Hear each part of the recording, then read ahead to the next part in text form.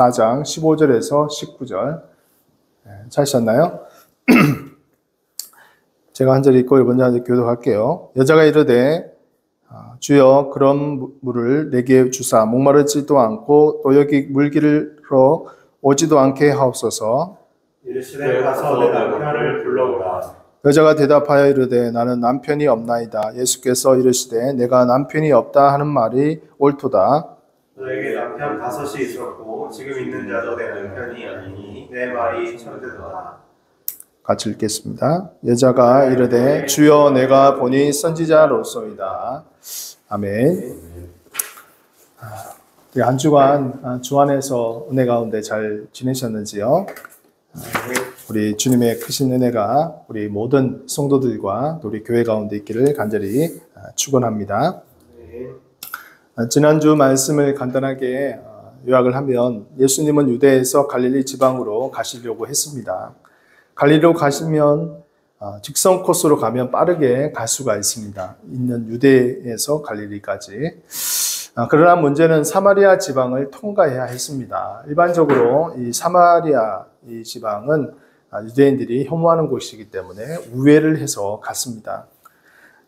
그래서 이 유대인들은 사마리아를 언역 백성으로부터 떨어져 나간 그런 민족으로 여겼습니다. 이방 민족과 혼혈이 되어서 민족 전체성이 훼손이 되었고 또 부정하다고 생각했습니다. 그들과는 또한 상종하지 않았습니다. 그럼에도 불구하고 예수님은 사마리아로 들어갔습니다. 그리고 야곱의 우물가에서 쉬고 계실 때 한 여인을 만나게 됩니다. 예수님은 여인에게 물 좀 달라고 요청을 하고 그러나 이 사마리아 여인은 유대인 남자가 대화를 하는 것에 몹시 놀랐습니다. 예수님은 영원히 솟아나는 샘물에 대해서 말씀하셨습니다. 그리고 자신이 영원한 생수라고 증거했습니다. 이것이 첫 번째 대화 내용입니다. 오늘은 두 번째 대화 내용인데요. 예수님이 주는 물은 영원히 목마르지 아니할 것이다. 그리고 그 속에서 영생토록 솟아나는 샘물이 되리라 라고 말씀하셨습니다. 그러자 여인은 그런 물을 내게 주어서 다시는 물길로 오지 않도록 해달라고 합니다. 그러자 예수님은 내 남편을 불러오라고 하십니다. 어떻게 보면 참 동문서답이죠. 이 여인은 그런 물이 있다면 나에게 주십시오. 내가 더 이상 물길로 오지 않겠습니다. 근데 예수님은 내 남편을 데려오라. 왜 예수님께서 이렇게 여인에게 남편을 불러라고 말씀하셨을까요? 그것은 이 여인의 문제를 파악하시고 개입하시기 위한 것이었어요. 그래서 오늘 본문 17절 말씀에 이렇게 말씀합니다. 여자가 대답하여 이르되 나는 남편이 없나이다. 예수께서 이르시되 내가 남편이 없다 하는 말이 옳도다. 여인은 자신에게 남편이 없다고 답변합니다. 이것은 솔직한 표현이죠. 여인이 처음 본 유대인 남자에게 자신을 치부를 드러내는 것은 참 쉬운 일이 아닐 것이에요. 일반적으로 볼 때 처음 본 사람에게 치부를 드러낸다는 것이 여러분 쉬운 일이 아니잖아요. 그죠? 당시 문화적인 배경으로 볼 때 유대인 남자와 대화를 하는 것조차도 금기시되던 그런 문화에서 자신의 치부를 드러낸다는 것은 매우 드문 일입니다. 아마 대부분 자신의 치부를 숨길 것입니다. 아니면 거짓말을 했을 것입니다.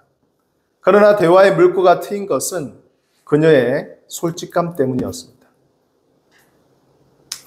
일반적으로 상담학에서 말하기를 상담이 이루어지기 위해서는 자신의 문제를 솔직하게 드러내는 것, 즉 자기 오픈이 있어야 합니다. 그러지 않고 계속해서 자신의 문제를 숨기고 다른 주변의 이야기를 한다면 온전한 상담이 될 수가 없겠죠.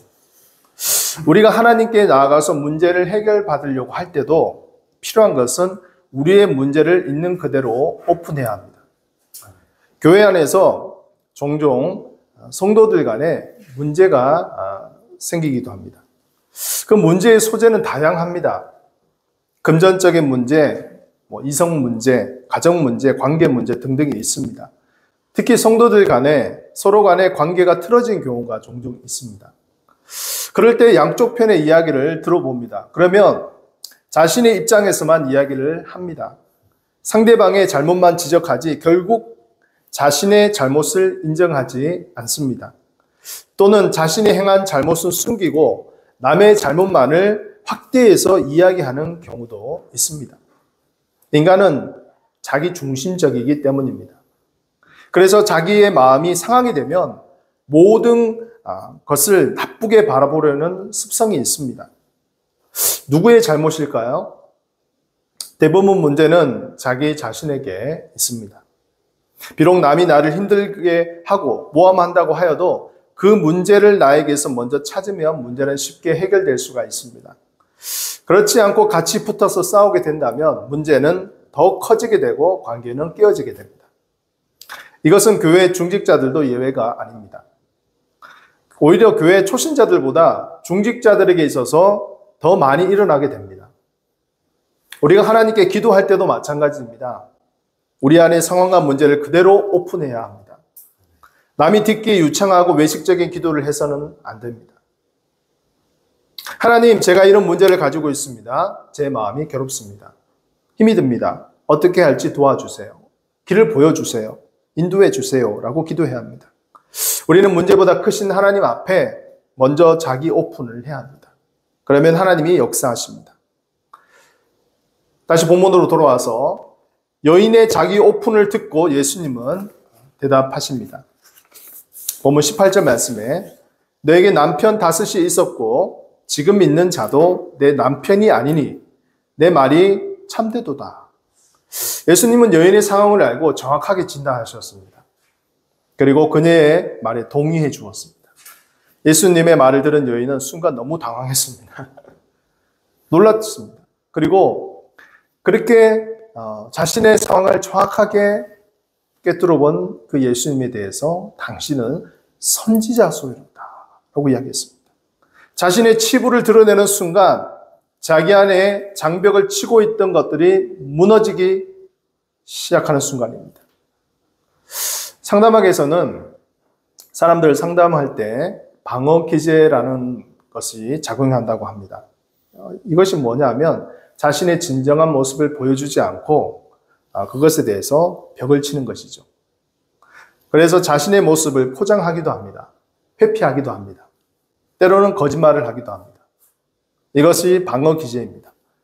그런데 진정한 상담이 이루어지기 위해서는 이 방어 기제가 무너지는 것이죠. 그래야지 그것이 가능하다는 것입니다. 그렇습니다. 예수님은 여인에게 남편에 대해서 물으셨습니다. 그녀는 남편이 없다고 말했습니다. 그래서 예수님은 어떻게 말씀하셨어요? 남편이 5명이 있었고 지금 있는 사람도 내 남편이 아니다 라고 말했을 때 여인은 너무나 당황했습니다. 그리고 그를 선지자로 보았습니다. 예수님은 사마리아 여인의 가장 깊숙한 내면에 자리 잡고 있는 문제들에 찾아오셨습니다.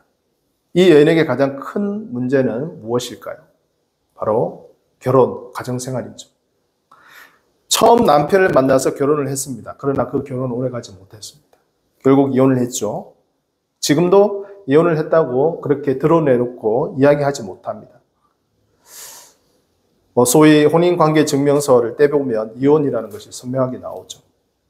특히 이혼을 하고 난 다음에 받는 스트레스는 여러 가지로 많이 있다는 것을 보게 됩니다. 불안감, 우울증, 대인기피, 술, 담배 또는 더 나아가서 마약 중독에 빠지기도 하고.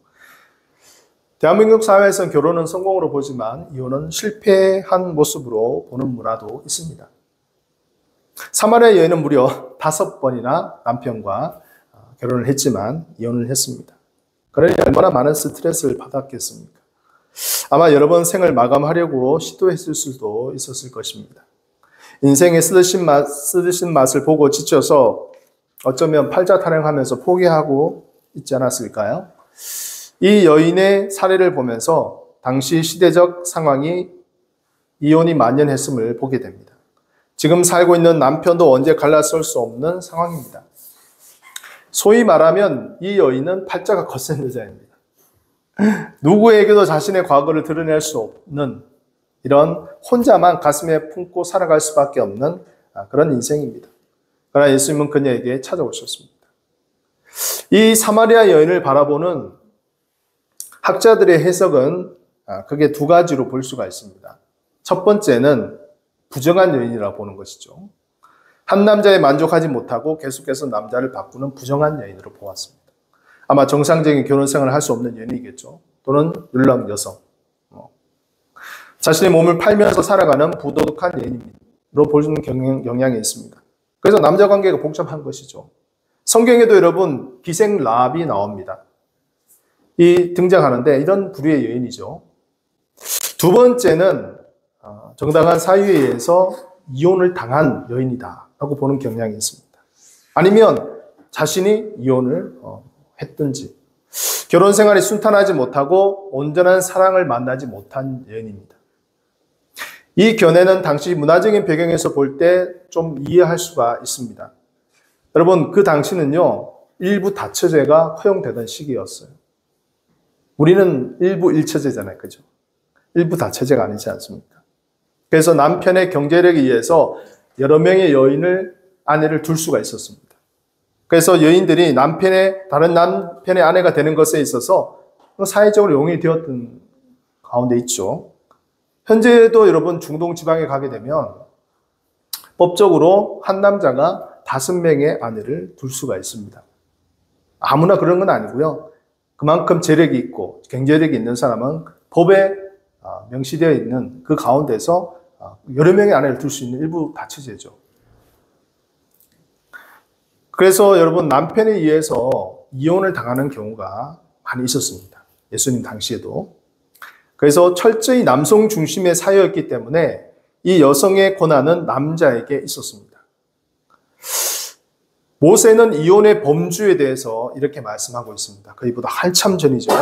구약시대 때 신명기 24장 1절 말씀 우리 같이 한번 읽어보도록 하겠습니다. 시작. 사랑의 아내를 맞이하여 데려온 후에 그에게 수치되는 일이 있음을 발견하고 그를 기뻐하지 아니하면 이혼 증서를 써서 그의 손에 주고 그를 자기 집에서 내보낼 것이요. 아내를 맞이하고 난 다음에 뭐라고 했습니까? 그에게 수치되는 일. 이게 무슨 말이에요?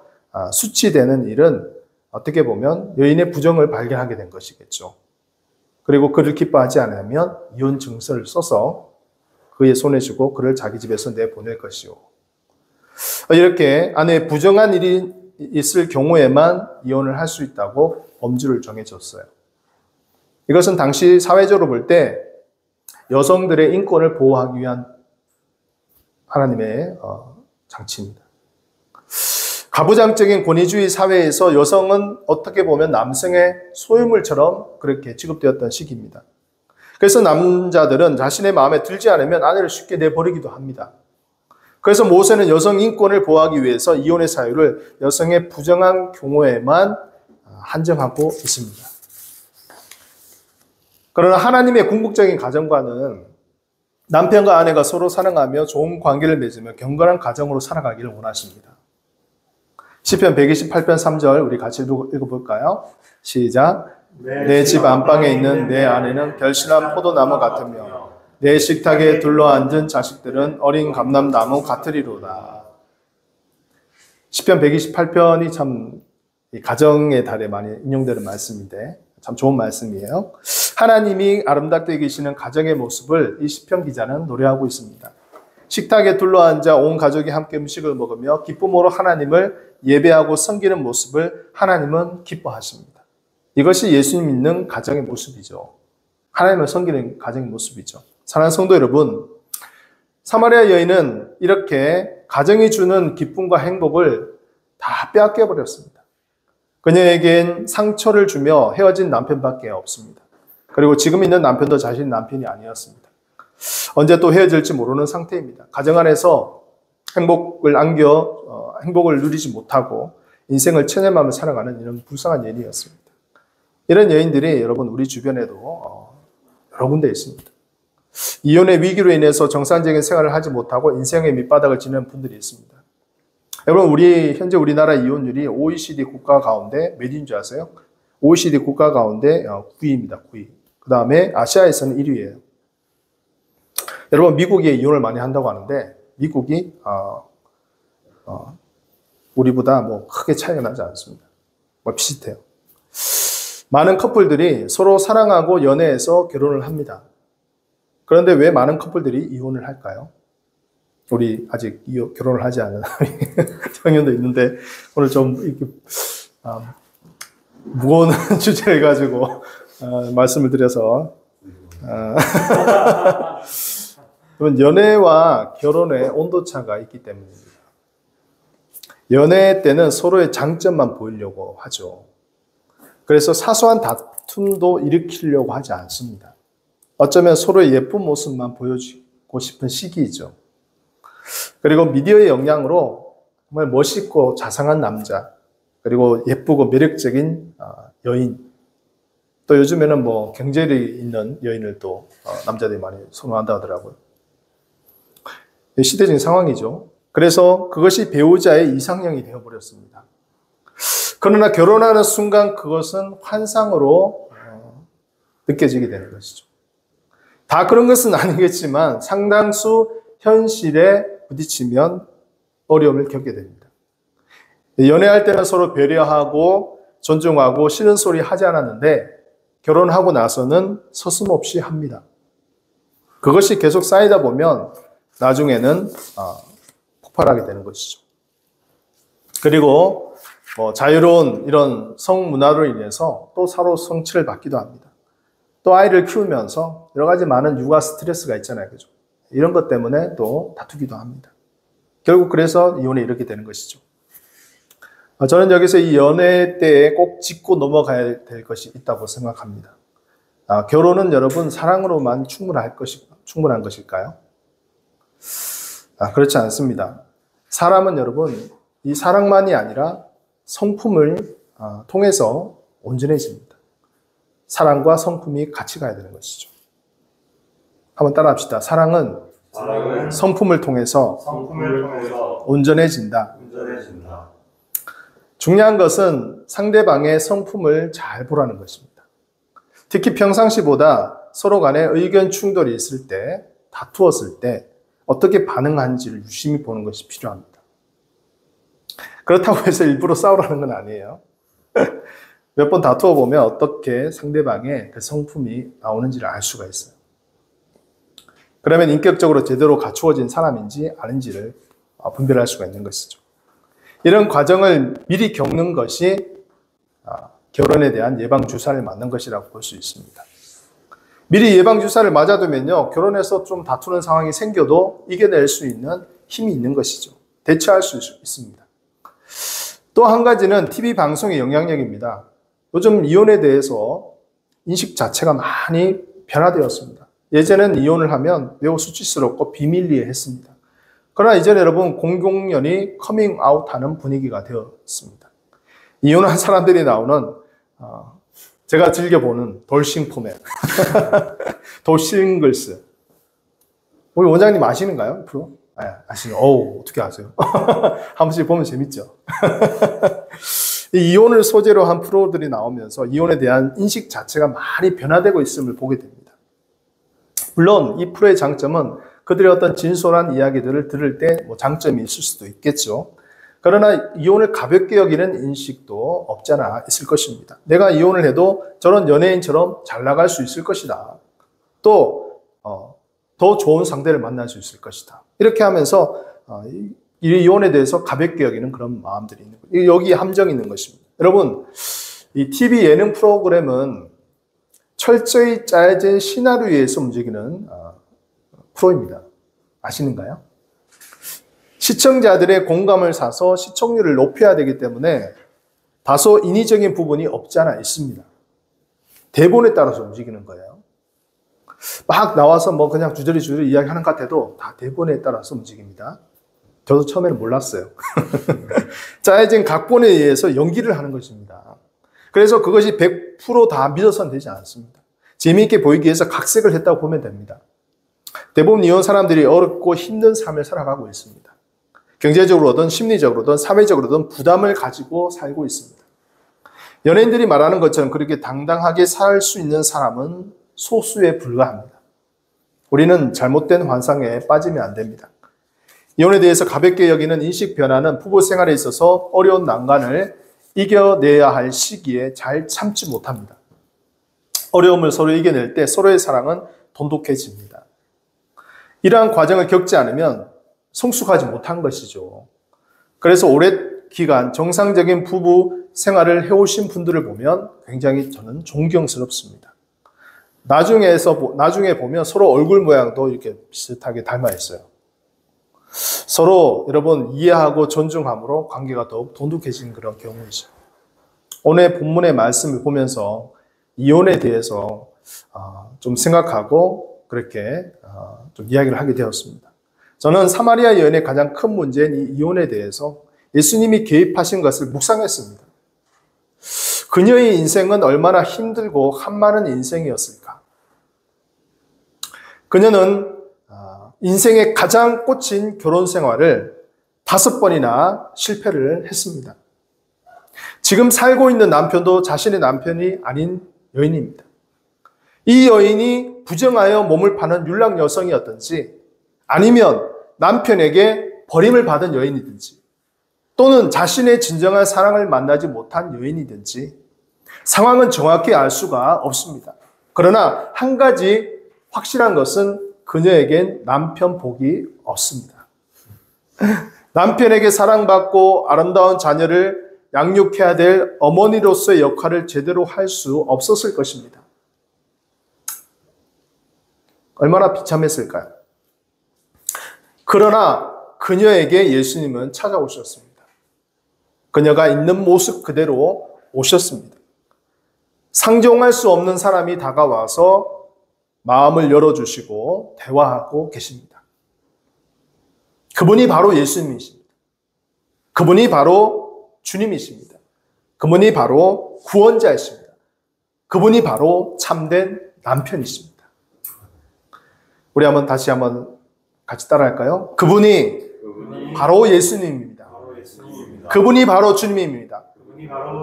그분이 바로 구원자입니다.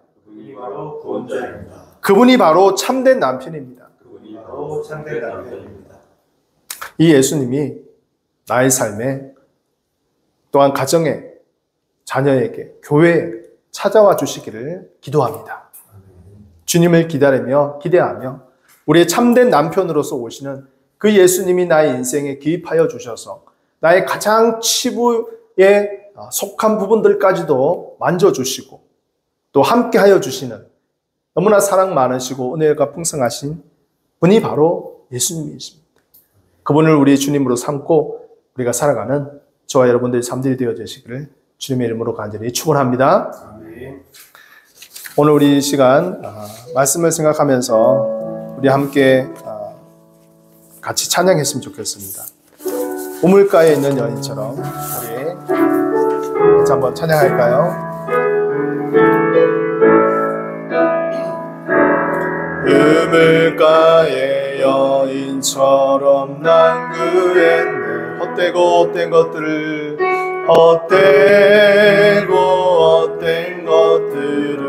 그때 주님 하신 말씀